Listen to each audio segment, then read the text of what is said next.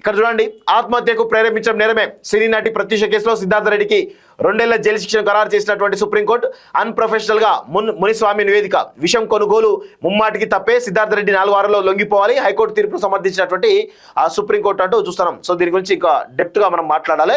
ఆత్మహత్యకు ప్రేరేపించడం నేరమే. సినీ నటి ప్రత్యూష కేసులో సిద్ధార్థ రెడ్డికి 2 ఏళ్ల జైలు శిక్షను ఖరారు చేసిన సుప్రీంకోర్టు అంటూ చూస్తున్నాం. కలిసి చనిపోదామనే ఒప్పందం, సూసైడ్ లో బతికి ఉన్న వాళ్ళు దోషులేనని సుప్రీంకోర్టు తేల్చి చెప్పింది.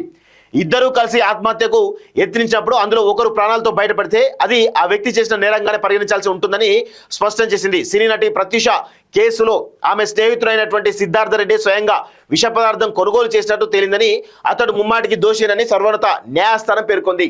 24 ఏళ్ల క్రితం జరిగినటువంటి ఈ ఇన్సిడెంట్ ఏదైతే ఉందో, సో ఇప్పుడు చాలా అంటే 24 ఏళ్ల తర్వాత ఆ యొక్క దోషికి శిక్ష పడ్డది. కానీ దాని వెనకాల ఉన్నటువంటి అసలైనటువంటి దోషులు తప్పించుకున్నారనేది చాలా స్పష్టంగా అర్థమవుతోంది. సో సినీ నటి ప్రత్యూష కేసులో హైకోర్టు ఇచ్చిన తీర్పును సమర్థించినటువంటి సుప్రీం ధర్మాసనం నిందితుడు సిద్ధార్థ రెడ్డికి 2 ఏళ్ల జైలు శిక్షను ఖరారు చేసింది. 4 వారాల్లోగా లొంగిపోవాలని సిద్ధార్థ రెడ్డిని ఆదేశించింది. 2002 ఫిబ్రవరి 23న సినీ నటి ప్రత్యూష ఆమె స్నేహితుడు సిద్ధార్థ రెడ్డి కూల్ డ్రింక్ లో పురుగుల మందు కలుపుకొని తాగి ఆత్మహత్యకు యత్నించారు. మరుసటి రోజు ప్రత్యూష మరణించగా ఆసుపత్రిలో చికిత్స తర్వాత సిద్ధార్థ రెడ్డి కోలుకున్నాడు.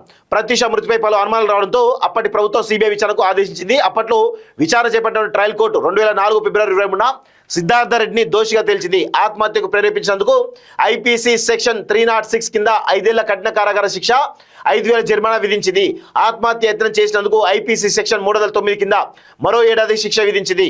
ట్రయల్ కోర్టు తీర్పును సవాల్ చేస్తూ సిద్ధార్థ రెడ్డి హైకోర్టును ఆశ్రయించారు. అదే క్రమంలో తన కుమార్తె మృతికి సిద్ధార్థ రెడ్డి కారణమని, అతనికి కఠిన శిక్ష విధించాలని ప్రత్యూష తల్లి సరోజిని దేవి కూడా హైకోర్టులో పిటిషన్ వేశారు. ఈ పిటిషన్లపై విచారణ చేపట్టినటువంటి అప్పటి ఉమ్మడి ఏపీ హైకోర్టు 2011 డిసెంబర్ 20న తీర్పు వెలువరించింది. సిద్ధార్థ రెడ్డికి ట్రయల్ కోర్టు విధించిన 5 ఏళ్ల జైలు శిక్షను 2 ఏళ్లకు తగ్గించి జరిమానాను 50,000కు పెంచింది. ఈ తీర్పును సిద్ధార్థ రెడ్డి సుప్రీంకోర్టులో సవాల్ చేశాడు. అంటే ట్రయల్ కోర్టు, హైకోర్టు, సుప్రీంకోర్టు అంటే ఒక కేసు తేల్చడానికి 25 ఏళ్ళు పట్టింది. అంటే మన దేశంలో న్యాయం జరగాలి అంటే ఎన్ని సంవత్సరాలు పడుతుందో అర్థం చేసుకోండి. మరోవైపు తన కుమార్తె మరణానికి సిద్ధార్థ రెడ్డినే కారణమని, అతనికి యావజ్జీవ శిక్ష విధించాలని ప్రత్యూష తల్లి సరోజిని దేవి కూడా అదే ఏడాది సుప్రీంకోర్టును ఆశ్రయించారు. ఆ 2 పిటిషన్లు విచారించినటువంటి సుప్రీంకోర్టు ధర్మాసనం గత ఏడాది నవంబర్లో తీర్పు రిజర్వ్ చేసింది. మంగళవారం జస్టిస్ రాకేష్, అదేవిధంగా జస్టిస్ మన్మోహన్తో కూడినటువంటి ధర్మాసనం తీర్పు వెలువరిస్తూ సిద్ధార్థ రెడ్డికి 2 ఏళ్ల జైలు శిక్షను విధించాలని సమర్థించిందంటూ చూస్తున్నాం.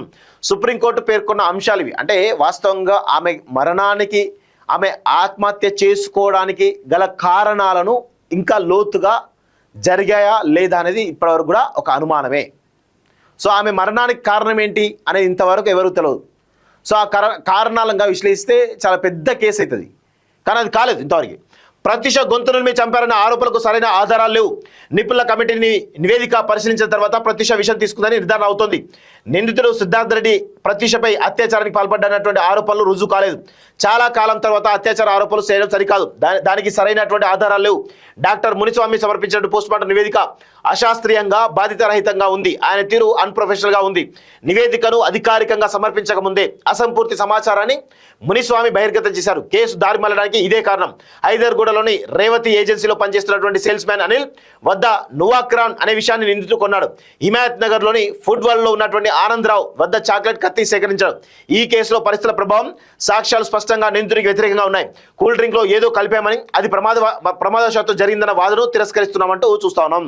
సో విషయం కొన్నది సిద్ధార్థ రెడ్డి అని సాక్ష్యాలతో రుజువైంది. ఆత్మహత్యకు ప్రేరేపించడం నేరమే. ఇద్దరు పరస్పర అంగీకారంతో ఆత్మహత్య చేసుకోవాలని నిర్ణయించుకున్నప్పుడు అందులో ఒకరు చనిపోయి మరొకరు బతికితే చట్ట ప్రకారం బతికున్న వ్యక్తి ఆ మరణానికి బాధ్యుడు అవుతాడు అని చాలా స్పష్టంగా మన చట్టాలు చెప్తా ఉన్నాయి. సో అందుకే సిద్ధార్థ రెడ్డి దోషి అయ్యిండు. ఆయనకు 2 ఏళ్ల కఠినమైనటువంటి శిక్ష పడడం జరిగింది.